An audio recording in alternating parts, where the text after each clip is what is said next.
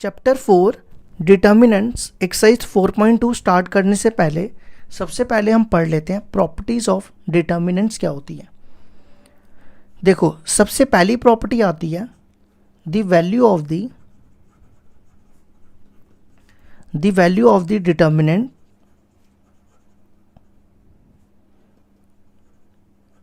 Remains unchanged if its rows and columns are interchanged। मैं आपको इसका मतलब बताता हूँ। देखो, सबसे पहले कह रहा है the value of the determinants remain unchange if its rows and columns are interchange. देखो, मतलब अगर आप इसका ना ट्रांसपोज निकालोगे, आप इसको ऐसा भी लिख सकते हो, that is determinant equal to determinant of transpose, और ऐसा भी लिख सकते हो। देखो, अगर आप कोई आपके पास मान लो ये डिटर्मिनेंट है, ठीक है, इसको डेल्टा से डिनोट करते हैं, 1 2 3 4 5 6 1 2 3, ठीक है। अब आपने इसका आंसर निकाला, आंसर तो आपको आता है ना निकालना, जैसे मैंने आपको फर्स्ट एक्सरसाइज में सिखाया। मान लो आपने सॉल्व किया और इसका आंसर 0 आ गया, ठीक है। इसी तरह इस डिटर्मिनेंट का ट्रांसपोज निकालो। ट्रांसपोज तो आता है ना आपको, रोज को कॉलम में ले जाना है। देखो, इस रो को मैं कॉलम में ले आया, फिर इस रो को कॉलम में ले आओ और इस रो को कॉलम में ले आओ, ठीक है। अगर आप इन दोनों का इसको सॉल्व करोगे और इसको अलग से सॉल्व करोगे, आंसर दोनों का 0 आएगा। ये प्रॉपर्टी कहती है the value of the determinant remains unchange if its rows and columns are interchange, ठीक है। मतलब दोनों का आंसर सेम ही आएगा, delta equal to delta dash हो जाएगा, ठीक है। अब आ जाओ दूसरी प्रॉपर्टी। दूसरी प्रॉपर्टी देखो क्या होती है, इफ एनी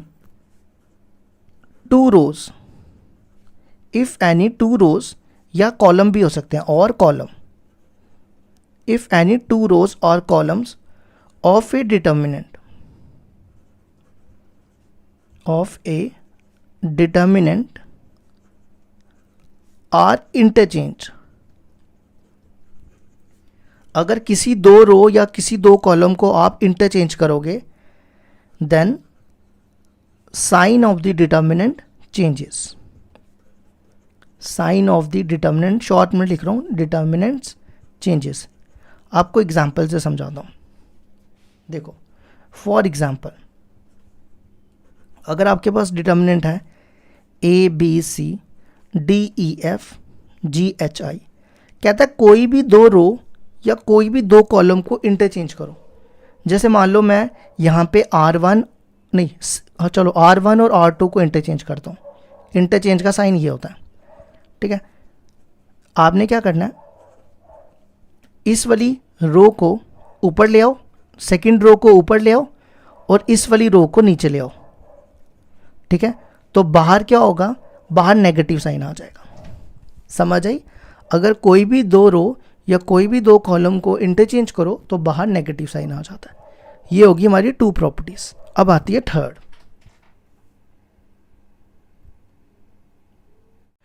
प्रॉपर्टी। देखो क्या आती है, थर्ड प्रॉपर्टी होती है इफ एनी टू रोज और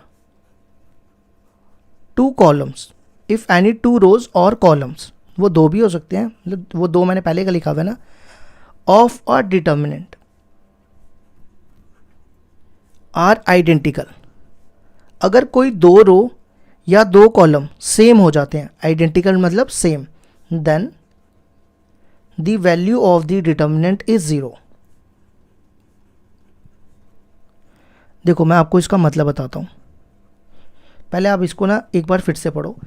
इफ एनी टू रोज और columns of a determinant are identical then the value of the determinant is 0।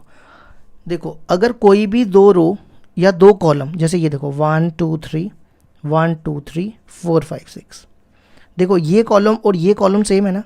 अगर कोई भी दो रो या दो कॉलम सेम हो जाए उस डिटर्मिनेंट की वैल्यू 0 हो जाती है। ठीक है, ये देखो ये दोनों सेम है ना, सेम, इसलिए इसकी वैल्यू 0 होगी। अब आ जाओ फोर्थ प्रॉपर्टी। फोर्थ प्रॉपर्टी होती है if each element of a row or a column of a determinant is multiplied by some constant k, then its value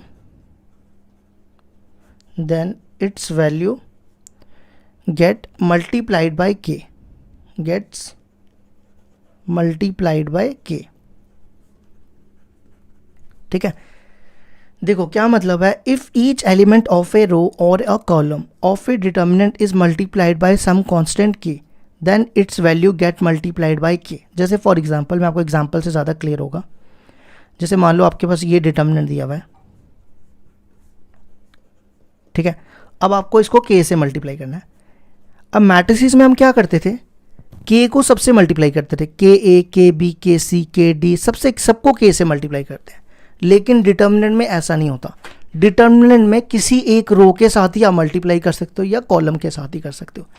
या देखो मैं सिर्फ इस कॉलम के साथ मल्टीप्लाई करूंगा, सिर्फ फर्स्ट कॉलम के साथ, के ए, के डी, के जी, और बाकी सारे सेम रहेंगे, बी, सी, ई, एफ, एच, आई। ठीक है, आप इसको किसी एक के साथ ही कर सकते हो, सबके साथ नहीं कर सकते। ठीक है, अब आ जाओ फिफ्थ वाली प्रॉपर्टी। अब फिफ्थ वाली प्रॉपर्टी ना मैं अंग्रेजी में नहीं लिखूंगा, अब मैं सीधा समझाऊंगा। देखो, अगर आपके पास ऐसा दियो a plus b, b plus c, c plus a, d plus e, e plus f, g plus h, i j k. ठीक है, इसको हम सम वाली प्रॉपर्टी भी कह सकते हो। देखो, इसको ना आपने दो डिटर्मिनेंट में तोड़ना है। फर्स्ट वाले में लिखना है ए बी सी, यहां लिख दिया ए बी सी। ठीक है, और सेकंड वाले में लिखना है बी सी ए। ठीक है, अब यहां पे क्या आएगा, अब कुछ बच्चे पता है जल्दबाजी में ना यहां लिख देंगे डी ई जी। ऐसा नहीं करना। एक चीज याद रखना, एक सम वाली प्रॉपर्टी की एक रो एट ए टाइम एक ही, मतलब एक ही टाइम टूटेगी, इकट्ठे दो को नहीं तोड़ सकते, और बाकी सेम ही रहेगी। मेरी बात समझ आई? मतलब एट ए टाइम आप एक ही तोड़ सकते हो। ऐसा नहीं करना कि यहाँ पे डी ई जी लिख दिया और यहाँ पे ई एफ एच लिख दिया, ऐसा नहीं करना। एट ए टाइम एक ही रो को तोड़ सकते हो आप। ठीक है, अगर आपने फिर भी इसको तोड़ना है तो आप इसको अब तोड़ सकते हो। यहाँ पे लिखोगे डी, अब इसके दो डिटर्मिनेंट बनेंगे, इसके अलग से दो डिटर्मिनेंट बनेंगे। इधर लिखोगे आप ए बी सी, फिर डी ई जी, फिर प्लस करके एक और डिटर्मिनेंट बनेगा। तो फिलहाल याद रखना, एट ए टाइम एक डिटर्मिनेंट में एक ही रो सम वाली टूट सकती है, इकट्ठे दो नहीं तोड़ सकते। ठीक है, इसके बाद आ जाओ सिक्स्थ प्रॉपर्टी। सिक्स्थ प्रॉपर्टी होती है डिटर्मिनेंट ऑफ ए बी को आप ऐसा भी लिख सकते हो, determinant of A into determinant of B. ठीक है, सेवेंथ प्रॉपर्टी, अगर आपके पास हो के ए डिटर्मिनेंट ऑफ ए। ठीक है, मान लो इस डिटर्मिनेंट का ऑर्डर जो है वो n इंटू एन है। कितना ऑर्डर है? n into N. तो ये k हमें बाहर निकालना है, तो जितना ऑर्डर होगा ना उतने k बाहर आएंगे। समझ आई मेरी बात?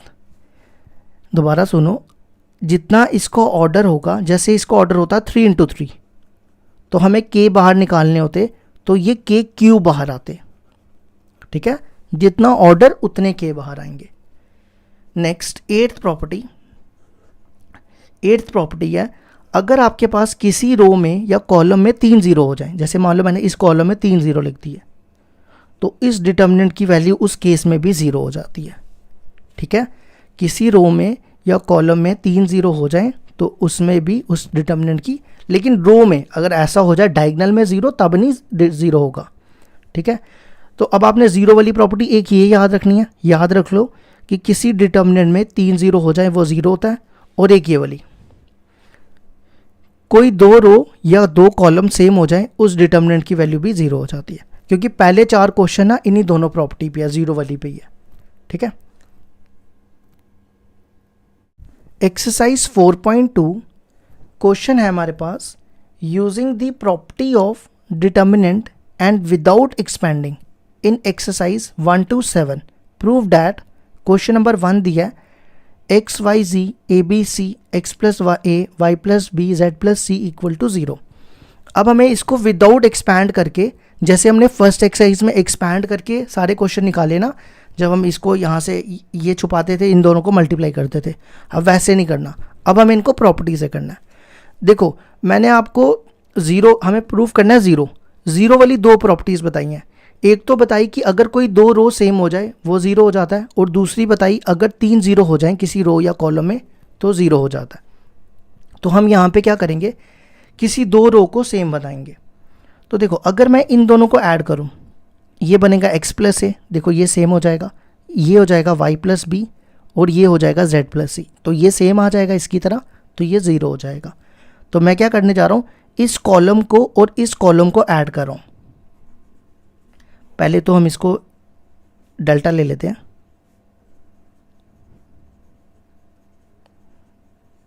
ठीक है। मैं यहाँ क्या ऑपरेशन लगा रहा हूँ, ये है C1, ये है C1 और ये है C2। C1 पे ऑपरेशन लगा रहा हूँ, C1 प्लस C2, कॉलम 1 और कॉलम 2 को ऐड कर रहा हूँ, लेकिन ऑपरेशन कहाँ लगा रहा हूँ, कॉलम 1 पे। ठीक है, तो इन दोनों को ऐड करो, x plus a y plus b z plus c, और बाकी दोनों कॉलम सेम रख दो, ये सेम रख दो a b c, और ये वाला भी सेम रख दो। ठीक है, अब आप देखो ये कॉलम और ये कॉलम सेम है, तो हमारी प्रॉपर्टी कहती है ना, इफ़ एनी 2 रोज और columns of a determinant remain same, तो उस वैल्यू की, उस डिटर्मिनेंट की वैल्यू 0 हो जाती है। तो ये दोनों सेम है, तो ये हो जाएगा 0, because C1 and C2 are C1 and C3 are identical. तो आपको ये रीज़न देना है। ठीक है, तो हमने 0 प्रूफ करना था, हमने कर दिया। अब आ जाओ क्वेश्चन नंबर 2 पे। ठीक है, ये हमारे पास डिटर्मिनेंट दिया हुआ है, इसको भी हमें क्या प्रूफ करना है, 0। तो 0 प्रूफ करने की 2 प्रॉपर्टीज़, या तो एक कॉलम में 3 0 ले आओ, या किसी एक रो में 3 0 ले आओ, और बाकी जो मर्जी हो, तो उस डिटर्मिनेंट की वैल्यू भी क्या हो जाती है, 0। ठीक है, तो देखो मैं क्या करूँगा, मैं इन तीनों को ऐड करूँगा। देखो इससे क्या होगा, अगर मैं इन तीनों को ऐड करूँ, a minus b plus b minus c plus C minus a, ये देखो सारे कैंसिल हो जाएंगे, तो यहाँ पे 0 0 0 बन जाएगा। देखो कैसे, पहले इसको डिटर्मिनेंट ले लेते हैं, b minus C C minus a. ठीक है, मैं क्या करने लगा हूँ, इन तीनों कॉलम्स को ऐड कर लगा हूँ, इन तीनों कॉलम्स को ऐड कर रहा हूँ, C1 plus C2 plus C3। तो ये बनेगा a minus b plus b minus c plus C minus a. ठीक है, ऐसे ये b minus c plus C minus a plus a minus b, और ऐसे ये c minus a plus a minus b plus b minus c. ठीक है, और बाकी सेम रख दो, बाकी कॉलम 2 और कॉलम 3 सेम रखो।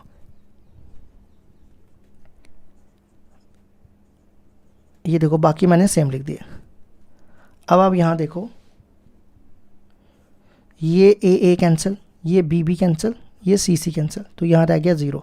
इसी तरह यहाँ देखो, ये सारे कैंसिल, यहाँ भी 0, और ये कैंसिल, ये भी 0। तो मैंने बताई थी ना प्रॉपर्टी, अगर किसी रो या किसी कॉलम में 3 0 आ जाए तो उस डिटर्मिनेंट की आंसर क्या हो जाता है, 0। तो ये हो जाएगा 0। ठीक है, तो देखो 0 प्रूफ करना था, ये प्रूफ हो गया।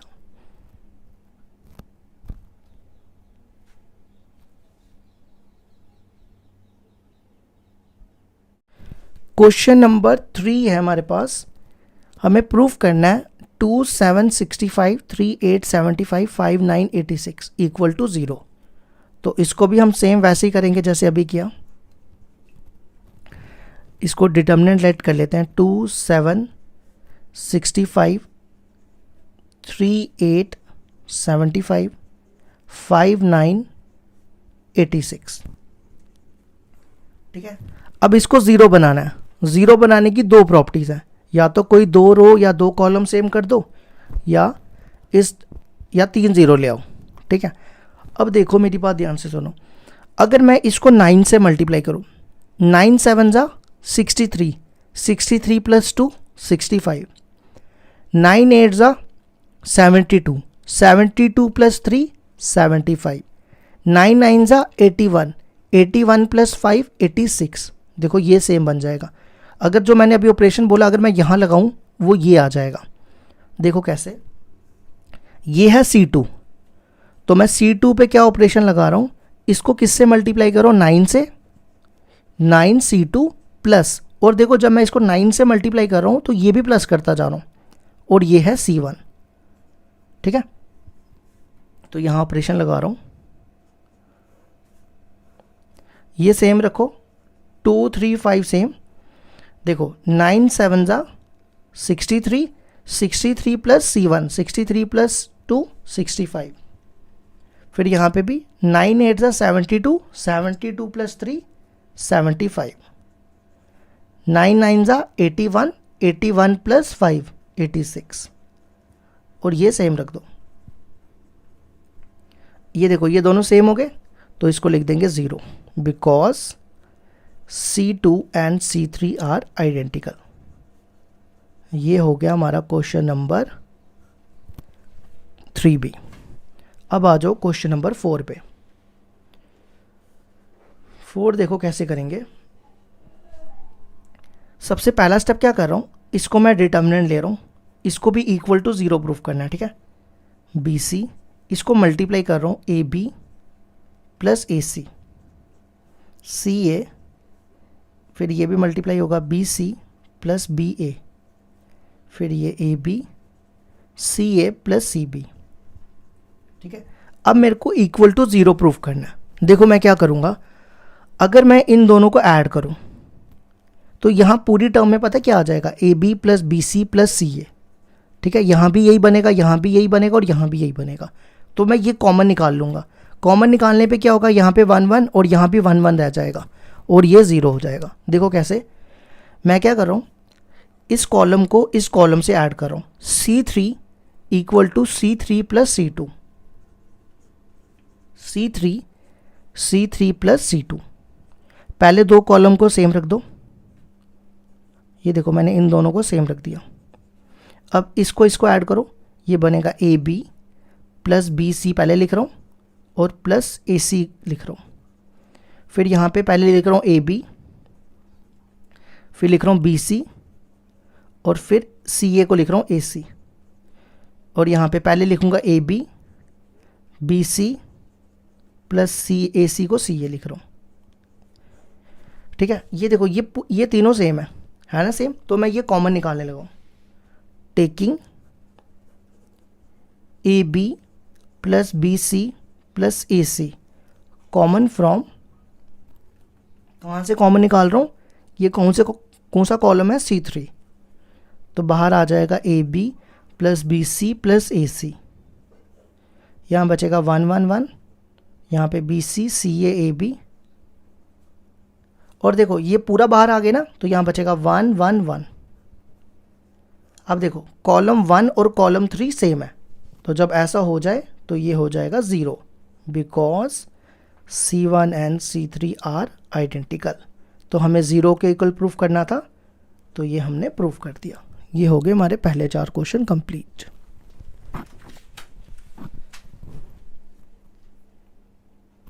क्वेश्चन नंबर 5 है हमारे पास, prove that B plus C Q plus R Y plus z, ऐसे ये बाकी दिए हुए हैं, और इसको प्रूफ करना है 2 times determinant APX BQY CRZ। ठीक है, तो हम सबसे पहले इसकी LHS लेते हैं। तो ये दिया B plus C Q plus R Y plus Z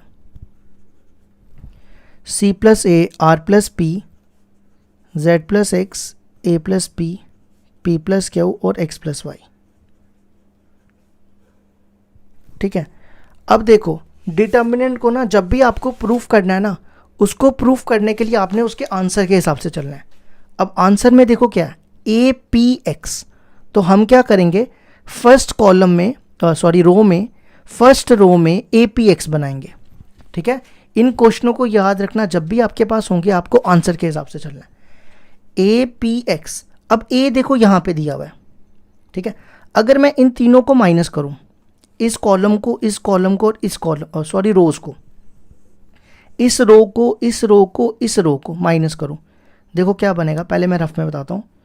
B plus सी माइनस करो, माइनस सी माइनस ए, माइनस कर रहे हैं, माइनस ए माइनस बी, ये और ये कैंसिल, ये और ये कैंसिल, देखो बचेगा माइनस 2a, है ना।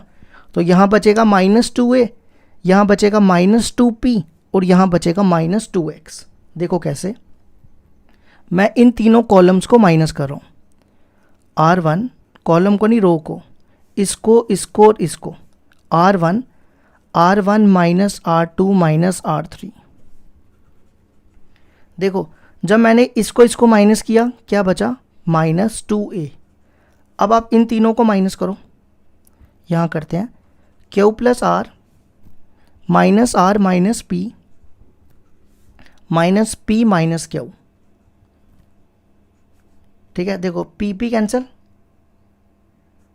Are cancel, Q plus R minus P minus Q.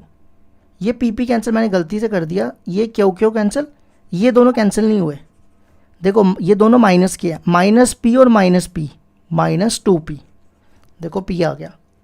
अब नेक्स्ट इन तीनों को करो, y plus Z minus X minus Y. ठीक है, z कैंसिल, y कैंसिल, तो बचा माइनस 2x, ये माइनस 2x लिख दो और बाकी सारे same. r plus P, Z plus x, ए plus b, p plus q, x plus y. Next काम क्या करो, ये माइनस 2 है ना जो, कॉमन निकाल लो।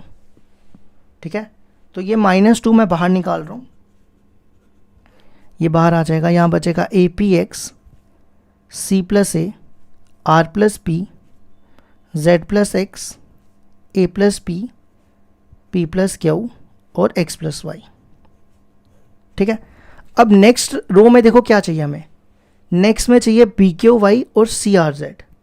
ठीक है, मैं यहाँ पे लिख रहा हूँ क्या चाहिए नेक्स्ट रो में, बी क्यू वाई और सी आर जेड, ये रो 2 और रो 3 में चाहिए। तो देखो अगर मैं इसको माइनस करूँ, यहाँ बचेगा सी, इसको माइनस करूँ आर, इसको माइनस करूँ जेड, तो मेरे पास बचेगा सी आर जेड, वो मेरे को नीचे चाहिए। और इसको माइनस करूँ तो यहाँ बचेगा बी, इसको माइनस करूँ क्यू, इसको माइनस करूँ वाई, तो बी क्यू वाई आ रहा है, यहाँ पे नीचे आ रहा है और यहाँ ऊपर दिया हुआ है। तो हम क्या करते हैं, इन दोनों को इंटरचेंज कर लेते हैं। पहले स्टेप में R2 इंटरचेंज R3। तो मैंने आपको बताया ना, जब कोई दो रोज या दो कॉलम को इंटरचेंज करो तो बाहर आ जाता है नेगेटिव साइन, तो मैंने बाहर देखो नेगेटिव साइन लिख दिया। अब इसको ऊपर ले आओ, इसको रो 2 में ले आओ और इस वाली रो को आप नीचे ले आओ, C plus A, R plus P और जेड प्लस एक्स। ठीक है, अगला स्टेप क्या करो, इसको इससे माइनस करो और इसको इससे माइनस करो। R1 R2 को करना है ना, R2 माइनस R1, रो 2 को रो 1 से माइनस करो और इस रो को इस रो से माइनस करो, R3 माइनस R1। तो ये हो जाएगा, ये माइनस माइनस प्लस हो जाएगा। ठीक है, ये देखो ए पी एक्स सेम रख रहा हूँ। अब इस रो को इससे माइनस करना है, ए प्लस बी को ए से माइनस करोगे, ए कैंसिल हो जाएगा, बचेगा बी। इसको इससे माइनस करोगे, पी पी कैंसिल, ये हो जाएगा क्यू। इसको इससे माइनस करोगे, एक्स एक्स कैंसिल, बचेगा वाई। अब ऐसे ही रो 3 को रो 1 से माइनस करना है, ये रो 3 और ये रो 1, इसको इससे माइनस करो तो बचेगा सी। इसको इससे माइनस करो, पी पी कैंसिल, बचेगा आर।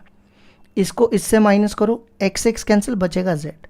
अगर आप चेक करो यही आपकी आर एच एस है। देख लो एक बार क्वेश्चन चेक करो, मैंने एल एच एस ली थी और प्रूफ कर दी आर एच एस। ये हो गया हमारा क्वेश्चन नंबर 5 कंप्लीट।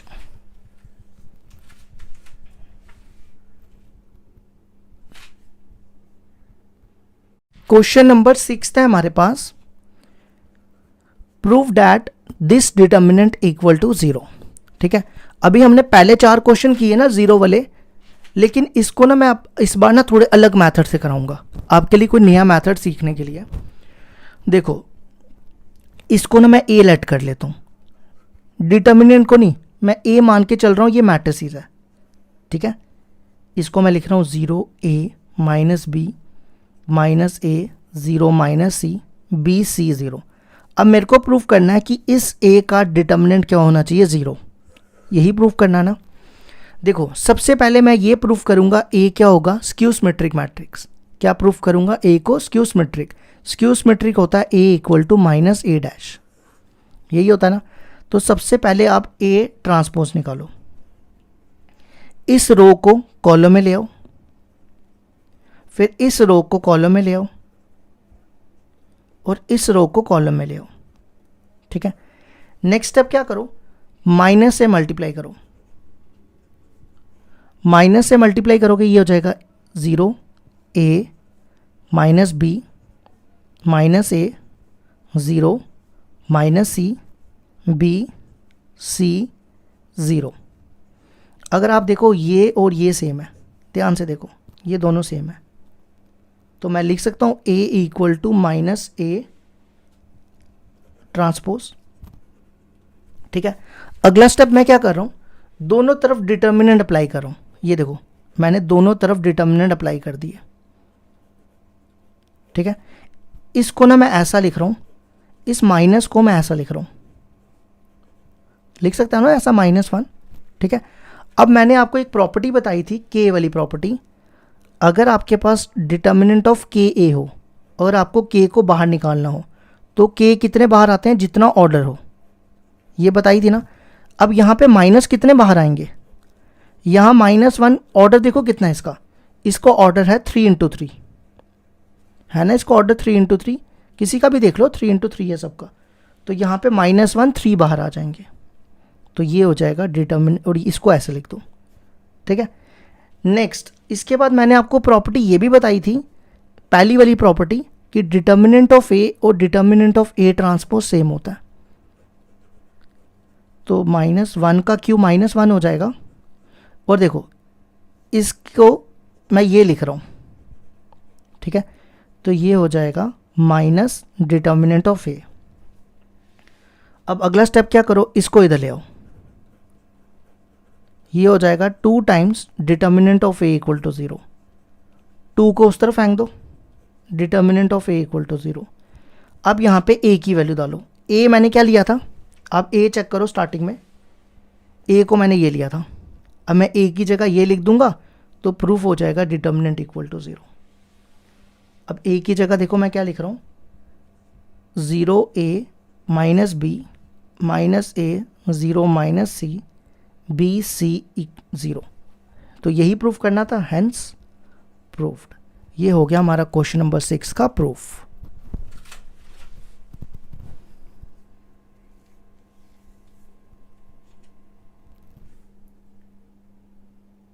क्वेश्चन नंबर 7 है हमारे पास, prove that this determinant equal to 4a² into 4 into b² into c²। ठीक है, तो मैं सबसे पहले LHS ले रहा हूँ, let determinant equal to -a² AB AC BA minus b² BC CA CB minus c²। ये मैंने LHS ले ली। ठीक है, अब देखो मेरे को चाहिए 4a² b² c², मतलब मेरे को ABC चाहिए।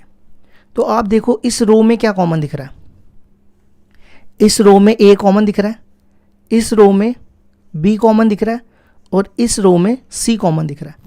तो मैं यही कॉमन निकाल रहा हूँ, taking A B C common from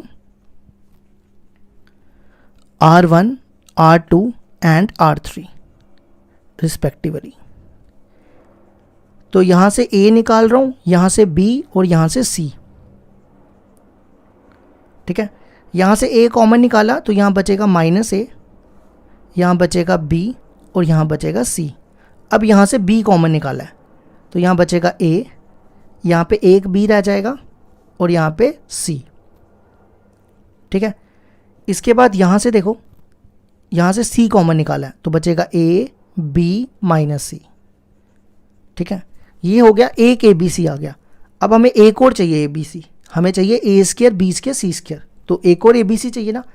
अब यहाँ देखो इस कॉलम में ए कॉमन, यहाँ पे बी कॉमन और यहाँ पे सी कॉमन, तो taking A B C common from C1 C2 C3। अब ये कॉलम से ले रहा हूँ। ठीक है, तो यहाँ से कॉमन लेंगे A तो ये बनेगा ए स्क्वायर, फिर यहाँ से B लेंगे बी स्क्वायर और यहाँ से C लेंगे तो ये बनेगा सी स्क्वायर। अब यहाँ से मैंने A कॉमन लिया, यहाँ बचेगा -1 1 1, फिर यहाँ से B कॉमन, यहाँ बचेगा 1 -1 1 और यहाँ बचेगा 1 1 -1। ठीक है, अब आंसर में देखो क्या चाहिए, 4A square B square C square, मतलब अब 4 चाहिए हमें। ठीक है, देखो एक चीज़ याद रखना, जैसे आपने फर्स्ट एक्सरसाइज में डिटर्मिनेंट को एक्सपैंड करना सीखा था ना, आप क्या लिखते थे -1, फिर आप इसको छोड़ के इनको मल्टीप्लाई करते थे, फिर लिखते थे यहाँ पे -1, इसको छोड़ के। लेकिन इसमें ऐसा नहीं कर सकते, इसमें एक्सपैंड तभी कर सकते हैं जब किसी एक रो में 2 0 हों। मतलब अगर मेरे पास ऐसा हो 0 0 1 1 1 1, तब मैं इसको एक्सपैंड कर सकता हूँ, क्योंकि यहाँ पे 2 0 है ना, तो ये तो 2 0 लिखने की ज़रूरत नहीं होगी मेरे को, क्योंकि वो 0 आएगा। मैं सीधा यहाँ से 1 लिखूँगा, इसको एक्सपैंड करूँगा तो 1 -1, तब किया जा सकता है। तो इसका मतलब मेरे को कम से कम 2 0 बनाने पड़ेंगे। तो देखो अगर मैं इस कॉलम और इस कॉलम को ऐड करता हूँ तो ये बनेगा -1 और 1 1 0, इस कॉलम और इस कॉलम को माइनस करता हूँ 1 -1 0, 2 0 आ जाएंगे। तो देखो क्या कर रहा हूँ, इस कॉलम और इस कॉलम को ऐड कर रहा हूं और इस वाले कॉलम और इस वाले कॉलम को माइनस कर रहा हूं, C2 C3। ठीक है, इस वाले कॉलम और इस वाले कॉलम को ऐड कर रहा हूं, ये बनेगा 0, ये बनेगा 0 और ये 1 + 1 2। फिर इस वाले कॉलम को और इस वाले कॉलम को माइनस कर, 1 -1 0, इन दोनों को माइनस कर रहा हूँ, -1 -1 -2, इन दोनों को माइनस कर रहा हूँ, ये प्लस हो जाएगा 2। ठीक है, अब देखो इस वाली रो में 2 0 आ गए, तो अब हम इसको एक्सपैंड कर देंगे यहाँ से R1 से, एक्सपैंड बाय R1, तो ये बनेगा A square B square C square. अब आपको ये 2 0 तो लिखने नहीं है ना, क्योंकि यहाँ से करोगे 0 तो ये 0 ही आएगा, यहाँ से 0 करोगे तो ये 0 ही आएगा। सीधा हम यहाँ से करेंगे प्लस माइनस प्लस, ये हो गया 1, यहाँ से ये और ये छोड़ दो तो ये बनेगा 0, बीच में माइनस, 2 × -2 -4, तो ये हो जाएगा +4 हो जाएगा, तो ये आ जाएगा 4A square B square C square. ये हमारा प्रूफ हो गया क्वेश्चन नंबर 7 का।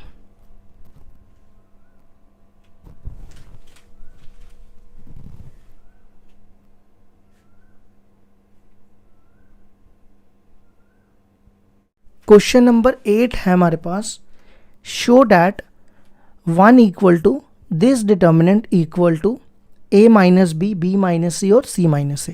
ये हमें प्रूफ करना है। तो सबसे पहले हम इसकी LHS ले लेते हैं, लेट करते हैं determinant equal to 1 1 1 ABC A square B square C square. अब देखो आप ना आंसर के हिसाब से चलना है। इसमें आंसर में देखो क्या चाहिए, A - B, अगर मैं इसको माइनस करूंगा तो मिलेगा A - B, फिर चाहिए B - C, इसको माइनस करूंगा तो मिलेगा B - C। तो C - A हम अभी नहीं कर सकते, क्योंकि हमें एट ए टाइम 2 ही ऑपरेशन लगा सकते हैं, 2 से ज़्यादा नहीं लगा सकते। तो मैं इसको माइनस करूँगा तो ये बनेगा a माइनस बी, और इसको माइनस करूँगा तो ये बनेगा b माइनस सी। ठीक है, तो क्या करना है, इस पूरी रो को इससे माइनस और इस पूरी रो को इससे माइनस। ऑपरेट, इस पूरी रो को इससे माइनस कर रहा हूँ, r1 minus r2 and r2, और इस पूरी रो को इससे माइनस कर रहा हूँ, r2 माइनस r3। तो देखो 1 minus 1 0, a minus B, a square minus b square, 1 minus 1 0, b minus c, अब r2 माइनस r3 कर रहा हूँ, b square minus c square, और आपको बाकी सेम रख देना। ठीक है, अब अगला स्टेप क्या करेंगे, ये जो आपको रो दिख रही है ना, इसमें मैं ना ए स्क्र माइनस बी स्क्र लगाऊंगा फॉर्मूला। ए स्क्र माइनस बी स्क्र होता है a minus b into A plus B, और यहाँ पे 0, बी माइनस सी, फिर यहाँ पे भी बी प्लस सी इंटू बी माइनस सी, या बी माइनस सी कोई भी पहले लिख लो। ठीक है, और यहाँ पे 1 सी और सी स्क्र। ठीक है, नेक्स्ट स्टेप क्या करते हैं, इस रो में देखो क्या कॉमन है, इस रो में a माइनस बी कॉमन है और इस रो में b माइनस सी कॉमन है, तो ये कॉमन निकालो।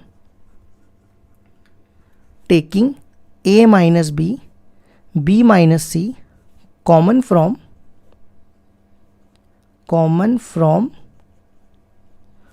r1 r2, यहाँ से a माइनस बी और यहाँ से b माइनस सी, तो बाहर आ जाएगा a माइनस बी और b माइनस सी,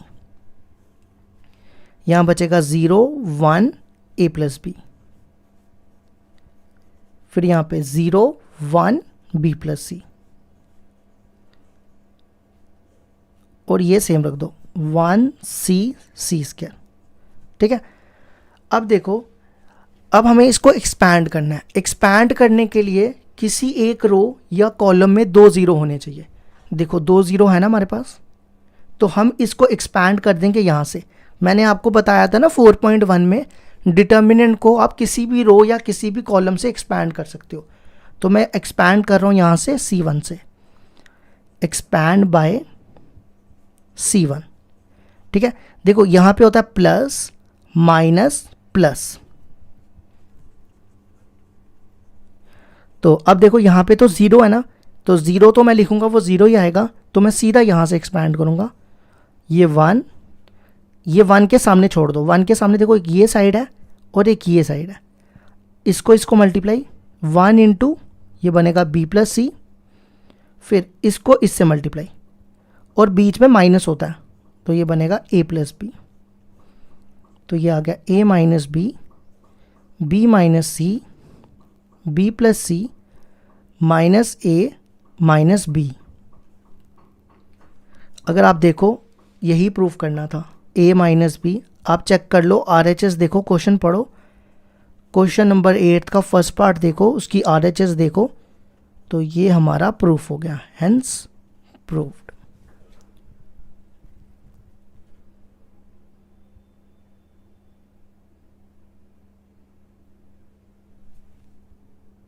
क्वेश्चन नंबर 8 का सेकंड पार्ट है, डिटर्मिनेंट दिया हुआ है 1 1 1 A B C A cube B cube C cube, proof करना है a minus B, b minus c, c minus a और a plus b plus c. तो देखो कैसे करेंगे, पहले मैं इसकी LHS ले लेता हूँ, 1 1 1 A B C A cube B cube C cube. ठीक है, देखो कैसे करेंगे माइनस, सॉल्व कैसे ये a minus B, b minus c है, ये ठीक करना। ठीक है, अब देखो सबसे पहले चाहिए a माइनस बी, इसको इससे माइनस करो a माइनस बी, फिर चाहिए b माइनस सी, इसको इससे माइनस करो b माइनस सी। ठीक है, तो ये है कॉलम, तो कॉलम 1 माइनस कॉलम 2 और कॉलम 2 माइनस कॉलम 3। ठीक है, C1 minus C2 and C2 minus C3। Answer के हिसाब से चलना होता है, ठीक है। ए माइनस बी चाहिए था इसलिए मैंने कॉलम 1 और कॉलम 2 माइनस किया, बी माइनस सी चाहिए था इसलिए मैंने कॉलम 2 और कॉलम 3 माइनस किया। तो 1 माइनस 1 0, ए माइनस बी, ए क्यूब माइनस बी क्यूब, ठीक है। फिर यहाँ पे 0, b minus c, b cube minus c cube, 1 c c cube. अब देखो अगला स्टेप क्या करूंगा मैं, यहाँ पे a cube minus B cube लगाऊंगा, वो होता है a minus b into a square plus A B plus B square.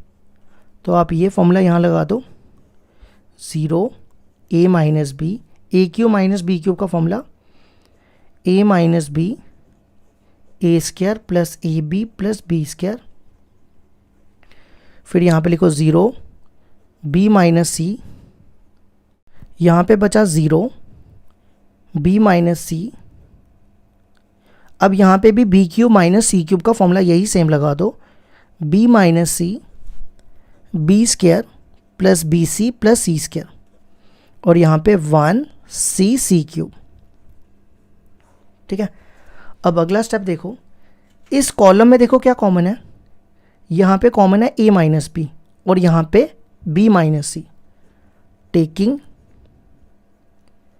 इधर से ए माइनस बी कॉमन निकालो और इधर से B minus C, common from C1 और C2, ठीक है। कुछ बच्चे सोचते हैं 0 में कॉमन नहीं है, आप 0 को भी ऐसा लिख सकते हो, 0 इंटू ए माइनस बी, ठीक है। तो यहाँ से ए माइनस बी कॉमन और यहाँ से बी माइनस सी कॉमन, यहाँ बचेगा 0 1 और ये वाली term A square plus A B plus B square. ये बी ए बी को बी ए कर देना, मैंने गलती से सी लिख दिया था। यहाँ से भी बी माइनस सी कॉमन निकाला, 0 1 और यहाँ बचेगा b square plus b c plus c square, और यहाँ पे 1 सी सी क्यूब। अब मैं इसको ना एक्सपैंड करने जा रहा हूँ। देखो एक्सपैंड करने के लिए 2 0 चाहिए होते हैं, तो 2 0 तो हैं हमारे पास। अब मैं एक्सपैंड कर दूंगा इसको रो 1 से, एक्सपैंड बाय R1, ए माइनस बी माइनस सी। अब देखो ये होता है प्लस माइनस प्लस, 0 से तो एक्सपैंड करने की ज़रूरत नहीं है, वो 0 ही हो जाएगा। सीधा यहाँ से करेंगे 1, देखो इसको इससे मल्टीप्लाई, इसको इससे, ये बनेगा b square plus b c plus c square. अब बीच में माइनस होता है ना, तो ये आएगा, और मैं माइनस से ना यहाँ पे ऐसे लिख रहा हूँ, a square plus b a plus B square, ठीक है।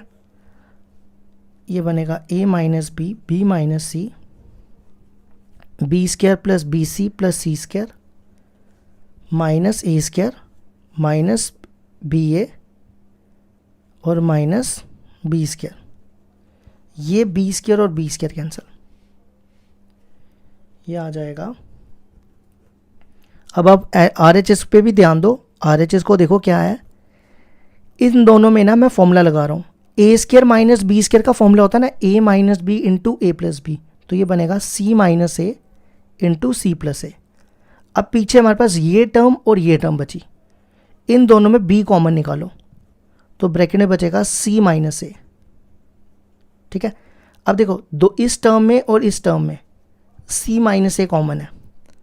अब आप RHS को देखो एक बार, सी माइनस ए बाहर आ जाएगा, तो ब्रैकेट में बचेगा सी प्लस ए और प्लस बी, तो ये हो जाएगा ए minus b minus C minus a, और इसको मैं लिख रहा हूँ ए प्लस बी प्लस सी।